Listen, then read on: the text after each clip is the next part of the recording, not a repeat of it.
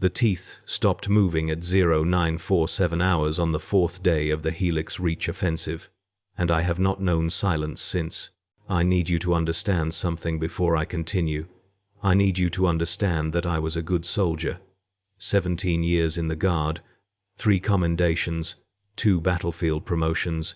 My name is Marcus Reeves, and I served with the 447th Expeditionary Regiment, and I knew how to use a chainsword better than most men knew how to breathe. I had killed with that weapon on 11 worlds. I had maintained it according to every rite prescribed by the technical manuals. I had blessed its teeth with sacred oil and whispered the litanies of function before every engagement. I did everything right. That is what I need you to understand. I did everything right, and it did not matter. The Xenos we faced on Helix Reach were not like anything in the recognition primers.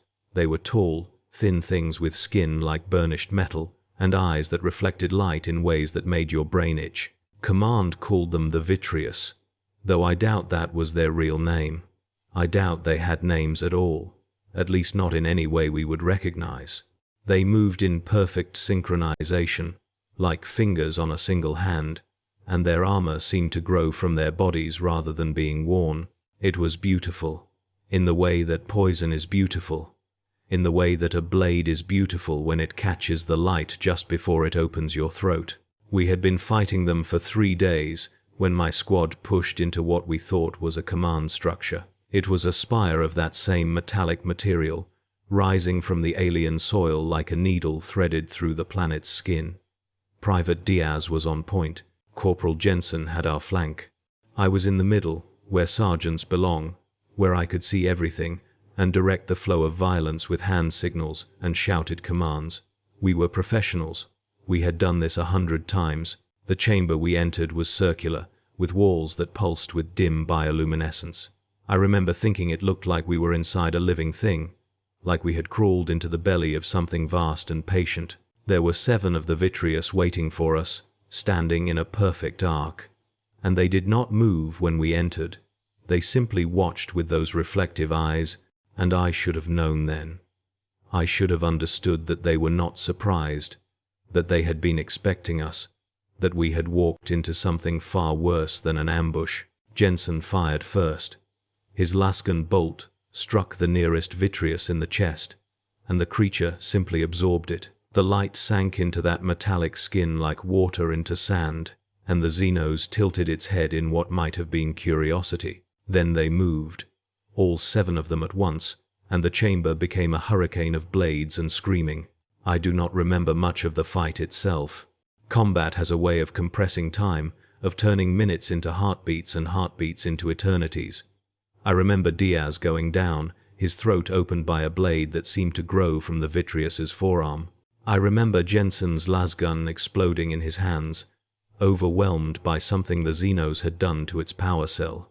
I remember the weight of my chainsword in my grip, the familiar vibration of the motor running through my bones, the scream of the teeth as I swung at the nearest enemy. My blade struck the Vitreous's shoulder, and for a moment, everything was exactly as it should be. The teeth bit into that metallic armor, chewing through the outer layer with a shower of sparks that smelled like burning copper. I felt the resistance give way, felt the blade sink deeper, and I was already calculating my next strike, already planning how I would pivot and bring the weapon around for a killing blow to the creature's neck. Then the teeth stopped. It was not a gradual thing, not a slowing or a stuttering. One moment they were moving, and the next they were not. The motor still screamed. I could hear it straining against something it could not overcome, but the teeth themselves had simply frozen in place. My chainsword was buried 6 inches deep in the Vitreous's shoulder, and it would not move forward or backward. It would not move at all. The Xenos turned its head to look at me, and I swear to the throne, I swear on everything I have ever believed, that it smiled, not with its mouth, because I do not think it had a mouth, but with its eyes. Those reflective surfaces curved in a way that communicated amusement, satisfaction, and something else. Something that looked almost like hunger. I tried to release my grip. I want you to understand that I tried. My fingers were wrapped around the handle of my chainsword, and I told them to let go, and they would not obey. It was as if the signals from my brain were being intercepted somewhere between thought and action, as if my hand had simply stopped being mine. I pulled with my arm, with my shoulder, with my entire body, and my fingers stayed locked around that handle like they had been welded there. The other Vitreous had stopped moving. They stood in a loose circle around me, and their fallen comrade, watching with those terrible eyes, and I realized with a cold horror that crawled up my spine that the fight was over. Not because we had won or lost, but because something else was happening, something they had been waiting for. The creature I had struck reached up with its undamaged arm and touched my wrist. Its fingers were long and thin, and where they made contact with my skin, I felt a coldness that went deeper than temperature. It was a coldness that seemed to seep into my bones, into my blood, into the very marrow of who I was. And then I felt something else. I felt movement. The teeth of my chainsword were not frozen anymore. They were moving, but not in the way they were supposed to move. They were not spinning in their track, chewing through material in a single direction. They were shifting, individually, like the legs of insects crawling through the wound they had made. I could feel it through the handle, through my fingers that would not let go, through the bones of my hand and my arm and my shoulder. I could feel my weapon changing into something else. I screamed. I am not ashamed to admit that. I screamed until my throat was raw, until blood flecked my lips, until the sound that came out of me was not recognizable as human anymore. The other members of my squad were dead or dying around me, and I was alone in that chamber with 7 Xenos who watched me the way a scholar watches an experiment, and my chainsword was eating its way deeper into alien flesh, while simultaneously refusing to let me go. The Vitreous I had struck began to walk. It simply turned and started moving toward the far wall of the chamber. And because my hand was still locked around my chainsword, and my chainsword was still buried in its shoulder, I was dragged along with it. I stumbled, fell to my knees, was pulled back to my feet by the momentum of the creature's stride. I tried to plant my heels, to resist, to do anything, and it made no difference. I was connected to this thing now, connected by a weapon that had been my trusted companion for 17 years, and it was taking me somewhere. The other Vitreous fell into formation around us, and we walked through corridors that pulsed with that same dim light, past chambers filled with things I did not want to understand, deeper and deeper into the structure. I do not know how long we walked. Time had become strange, elastic, meaningless. All I knew was the pain in my arm, the burning in my shoulder where muscles were being strained beyond their limits, and the sound, the endless, terrible sound of my chainsword's motor screaming as it tried to spin teeth that would no longer obey it. We stopped in a chamber larger than any I had seen.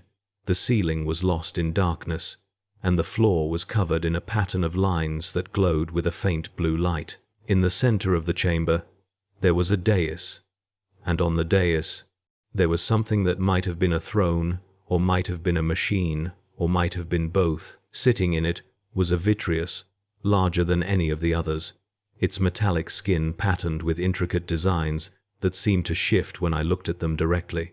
The creature I was attached to walked to the base of the dais and knelt, and because I was connected to it, I was forced to kneel as well. The larger Vitreous looked down at me with eyes that contained depths I could not fathom, and it spoke, not with sound, but directly into my mind, words that formed without being heard, concepts that appeared without being thought. "You are the first," it said. "The first to be chosen. The first to join." I did not understand what it meant. I did not want to understand. I wanted to wake up in my bunk on the transport ship. Wanted this to be a dream brought on by bad rations and combat stress. Wanted anything other than this reality, where I was kneeling before an alien monarch with my weapon fused to one of its subjects. But the pain in my arm was too real, and the cold that was spreading up from my wrist was too present, and I knew with a certainty that made me want to weep that this was not a dream at all. The cold reached my elbow.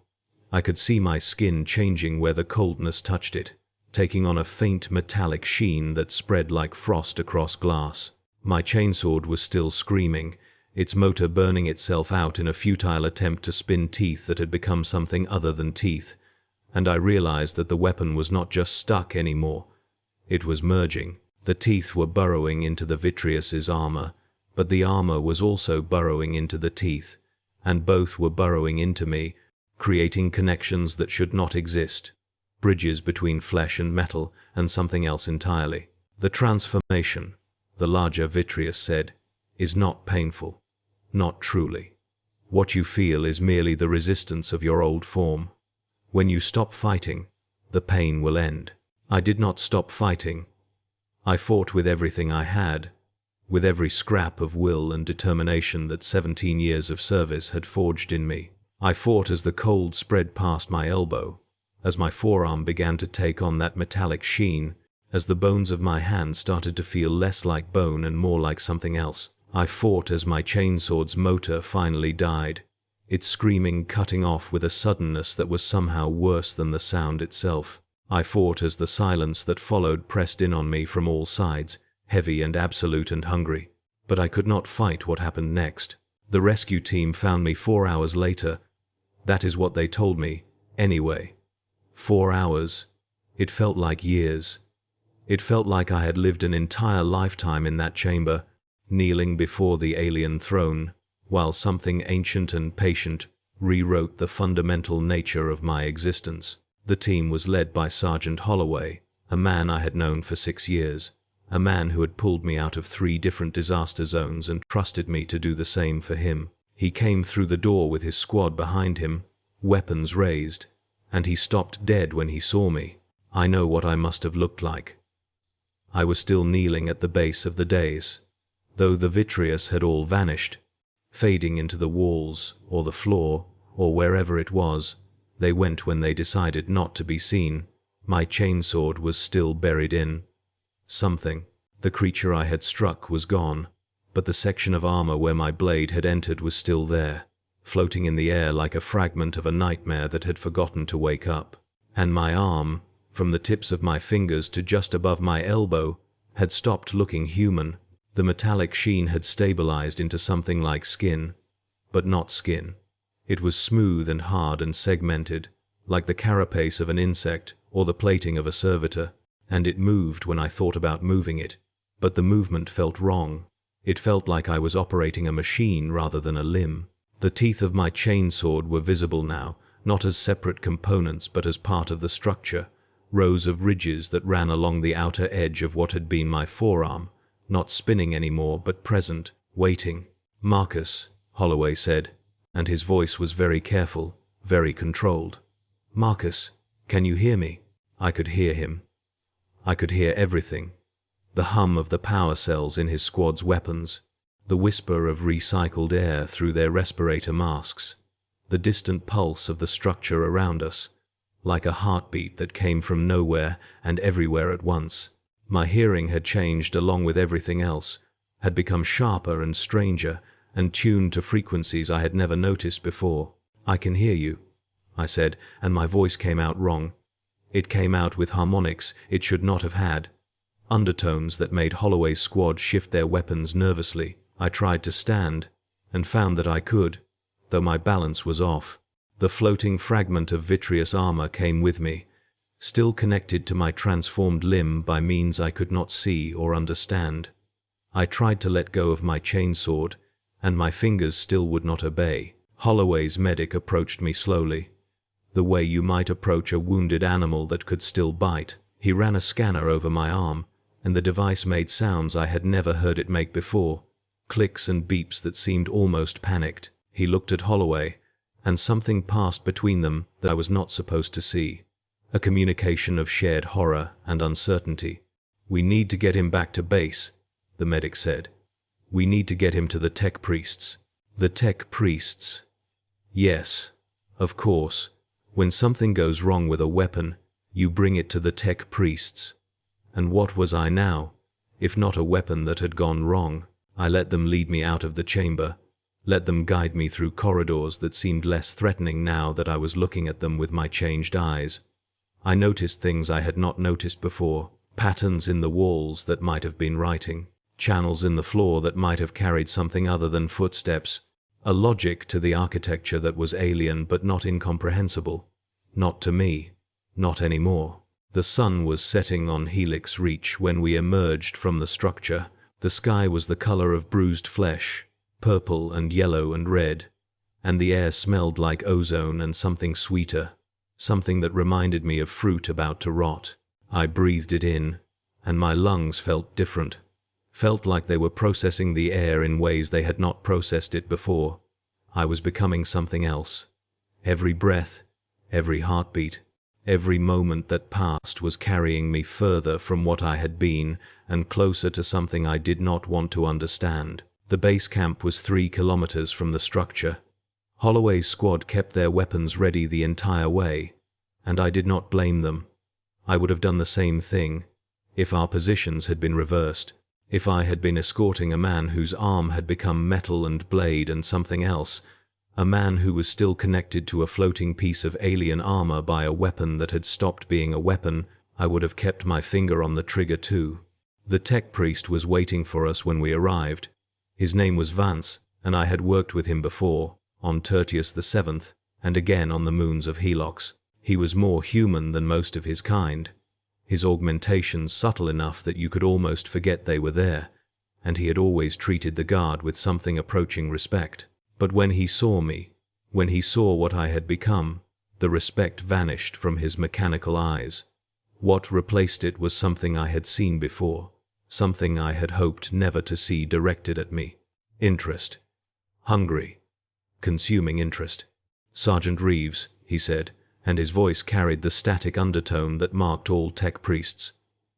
"You have been touched by something remarkable." I did not feel remarkable. I felt like a man drowning in slow motion, like someone watching their own death approach and being unable to move out of its way.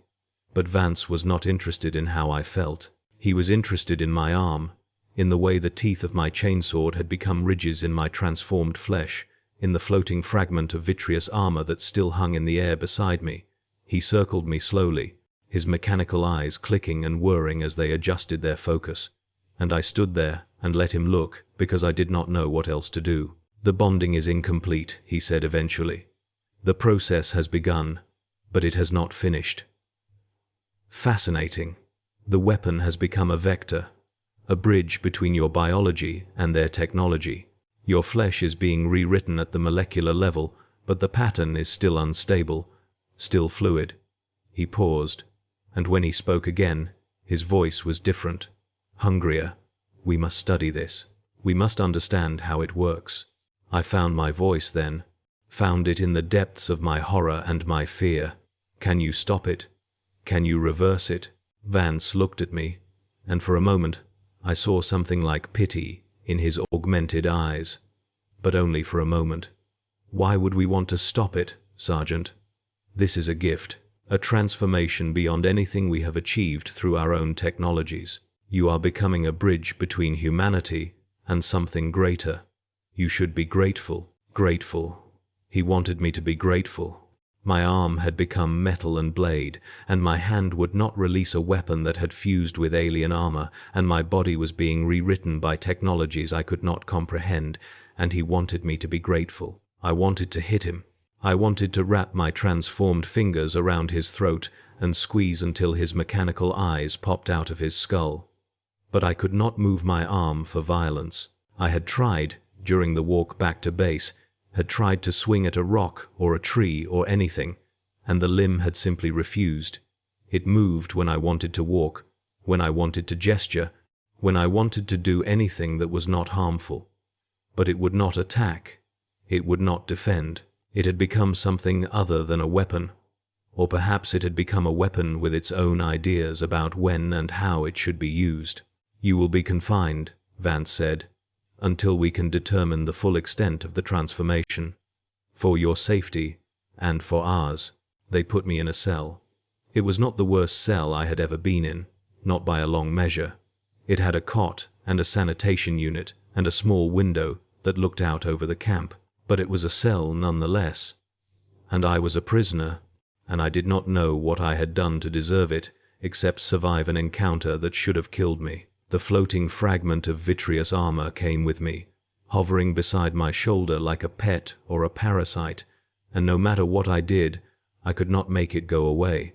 The first night was the worst. I lay on the cot and stared at the ceiling and listened to the sounds of the camp outside, the distant rumble of artillery and the closer murmur of voices, and the endless hum of machinery keeping everything alive.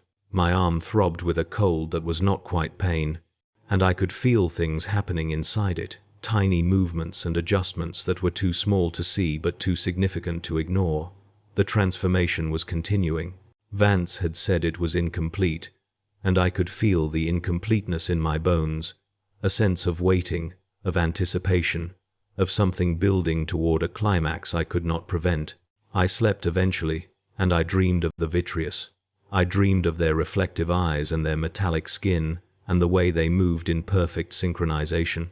I dreamed of the larger one, the one on the throne, and I heard its voice in my head again, saying words that made sense in the dream, but dissolved into nonsense when I tried to remember them upon waking. "You are the first," it had said. "The first to be chosen." But chosen for what? What was I becoming? And why had they let me be rescued instead of keeping me in that chamber? The answers came over the following days, though I did not understand them at first. Vance visited me regularly, always with a retinue of lesser tech priests and servitors carrying equipment I did not recognize. They took samples of my transformed tissue, scraping tiny pieces from the surface of my metallic skin and storing them in containers that hummed with suppressed power. They scanned me with devices that clicked and beeped and sometimes screamed, as if the machines themselves were frightened by what they found. And they asked me questions, endless questions about what I had seen and felt and heard, about the chamber and the throne and the voice that had spoken directly into my mind. I answered as best I could, though my memories of that time were strange and fragmentary, like trying to recall a dream that keeps changing shape the more you think about it. I told them about the teeth of my chainsword stopping, about my hand refusing to let go, about the cold that had spread up my arm. I told them about the transformation, about the pain that the vitreous had said was not really pain, about the sense of being rewritten from the inside out. I told them everything, because I thought that if they understood what had happened to me, they might be able to fix it. I was wrong.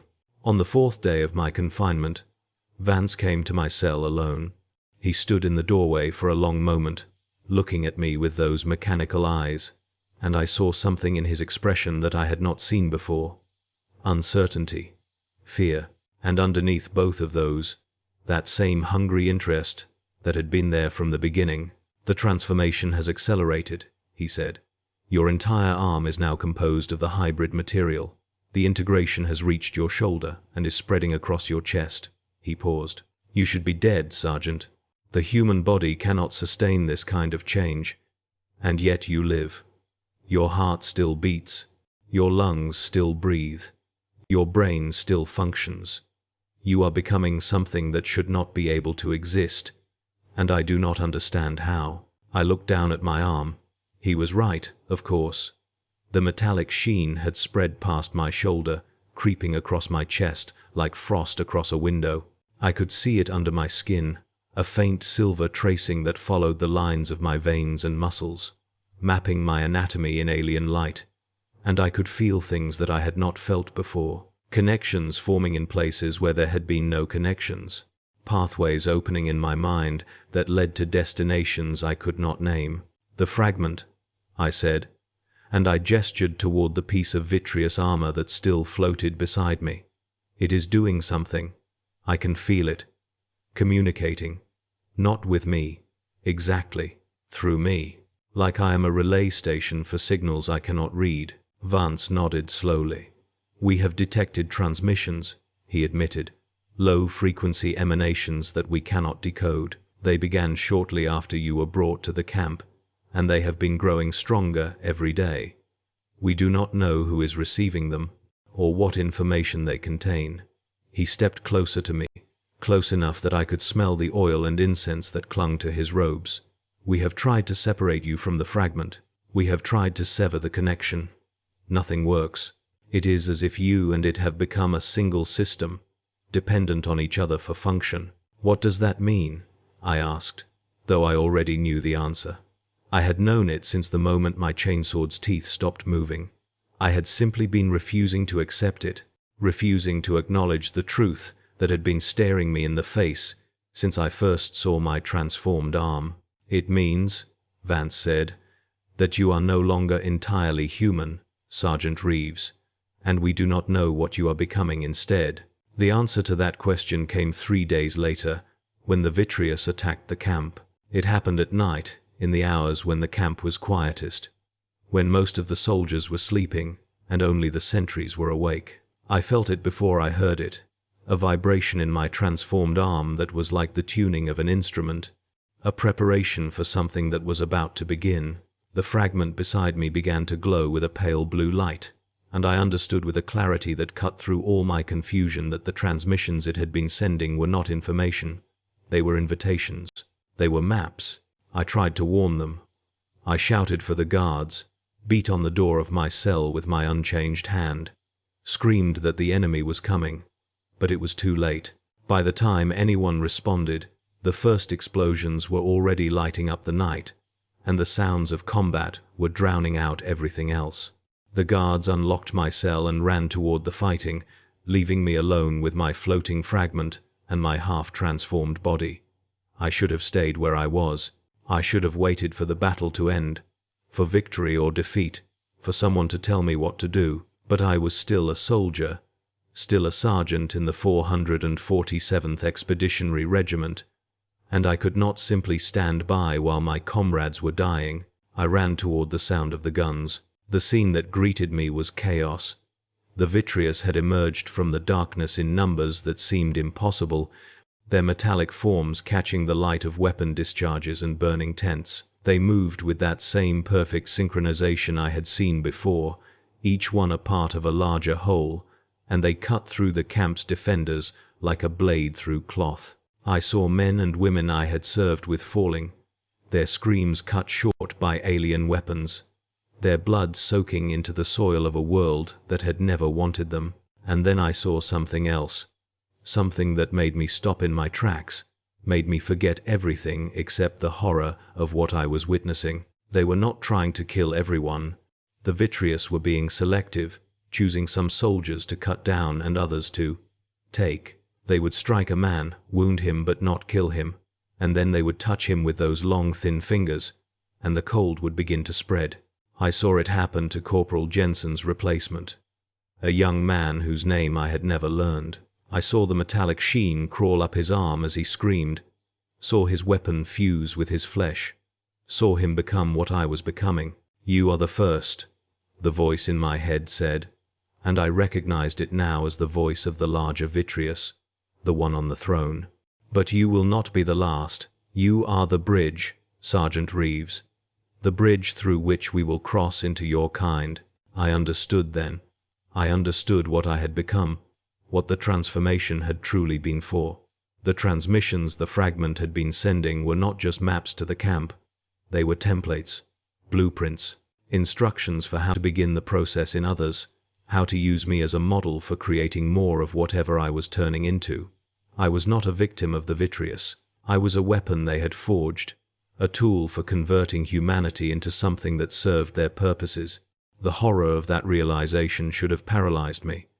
It should have broken whatever was left of my will, left me a hollow shell, incapable of action or resistance. But something else happened instead, something that I still do not fully understand.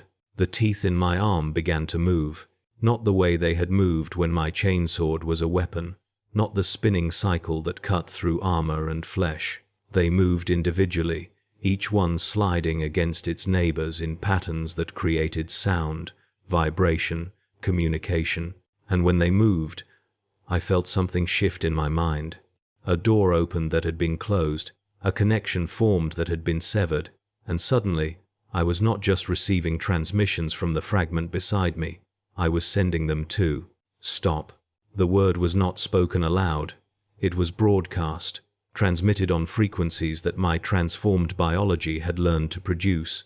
And to my astonishment, The vitreous nearest to me did stop. It froze mid-strike, its blade arm poised above the throat of a kneeling soldier, and it turned to look at me with those reflective eyes. I did not think about what I was doing. I did not plan or strategize or calculate. I simply acted, pouring every ounce of will I had into the transmissions my arm was producing, screaming in frequencies I had not known existed an hour before. I told them to stop, to release, to withdraw. I told them that I was the bridge, and I was closing the passage. I told them that they had made me part of their network, and now I was using that network against them. The larger Vitreous's voice echoed in my head, and for the first time, it sounded surprised. "You cannot," it said. "You are ours. You have been chosen." "I am Imperial Guard," I replied, and the words burned in my transformed flesh like holy fire. I was not chosen. I was infected, and I am curing myself. One transmission at a time. What happened next is difficult to describe. The Vitreous did not retreat, exactly. They simply collapsed. One by one, they fell to the ground, their metallic bodies going limp, their reflective eyes going dark. The synchronization that had made them so deadly vanished, replaced by a chaos of individual parts that no longer knew how to function together. Some of them managed to rise again, to stumble away into the darkness, but most did not. Most lay where they fell, and they did not move again. The battle was over. The camp was saved, and I was standing in the middle of it all, my arms still transformed, the fragment still floating beside me, the teeth in my flesh still vibrating with the echo of the transmissions I had sent. I had won. I had used the weapon they had made of me against them. But I had not escaped. The transformation was still happening, still spreading across my body, still rewriting me into something I did not want to become. Vance found me there, kneeling in the wreckage of the camp, surrounded by the empty shells of the Vitreous I had killed. He stood at a safe distance, his mechanical eyes clicking as they recorded everything they saw, and he did not speak for a long time. "You stopped them," he said finally.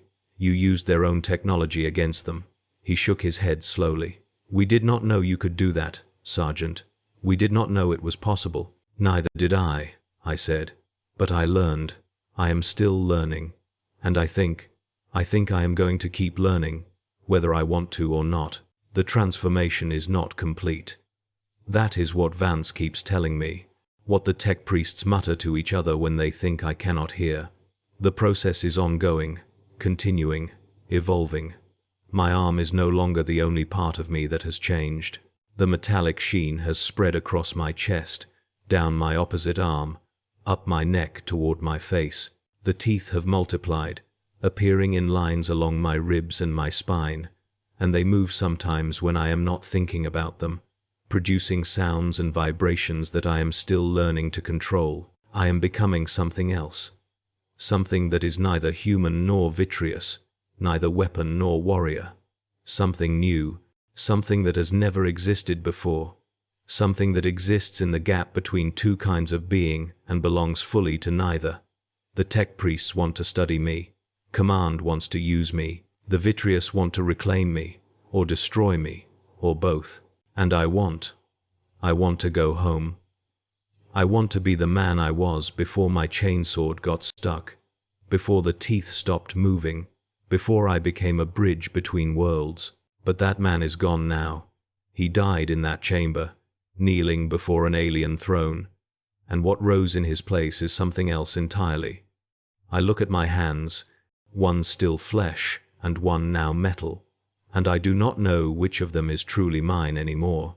I listen to the transmissions that still pulse through my transformed body, messages from the Vitreous network that I can intercept but not fully understand, and I wonder what they are planning. I feel the teeth in my flesh, ready to move at my command, ready to broadcast or receive or kill, and I do not know if that makes me a weapon or a victim, or both. What happens when a chainsword gets stuck in alien armor? This is what happens. This is what I have become. A man caught between two worlds, unable to return to the one he came from, and unwilling to surrender to the one that is claiming him.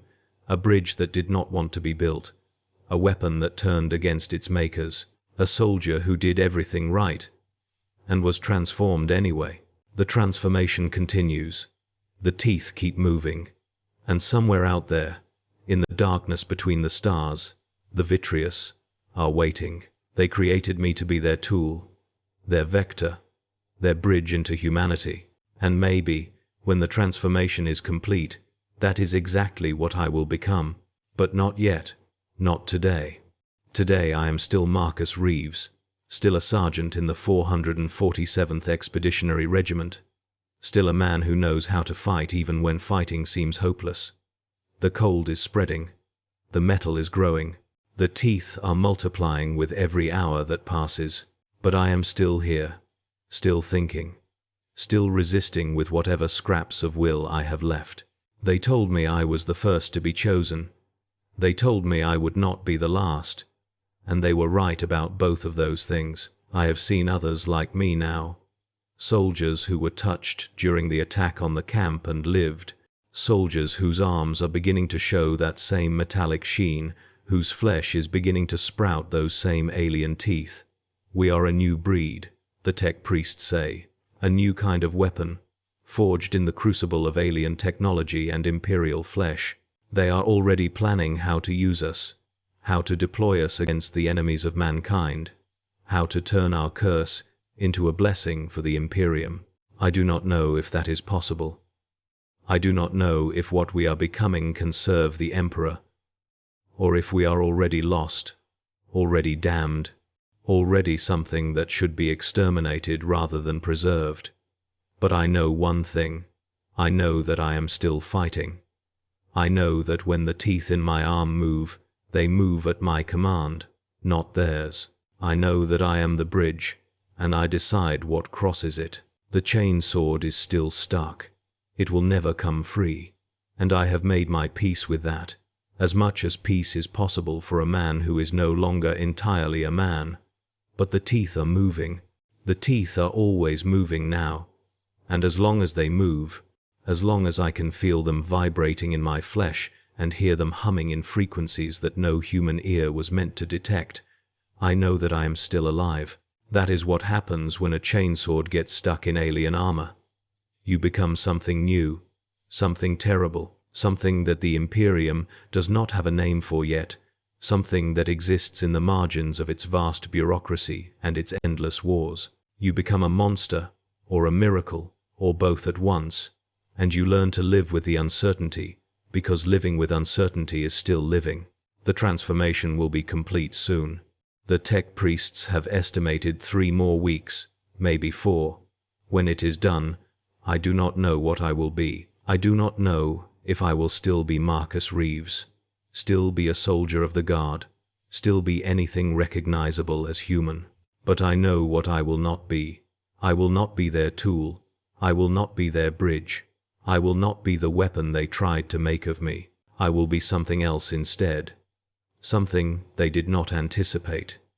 Something that uses their technology against them, that turns their transmissions into weapons, that stands in the gap between 2 worlds and refuses to let either one have complete control. That is what I am becoming. That is what I choose to be. And if the Emperor is watching, if his light can still reach a soul as changed as mine, then I pray that he finds my choice acceptable, because it is the only choice I have left. The teeth are moving, the cold is spreading, and I am still here. I am still here.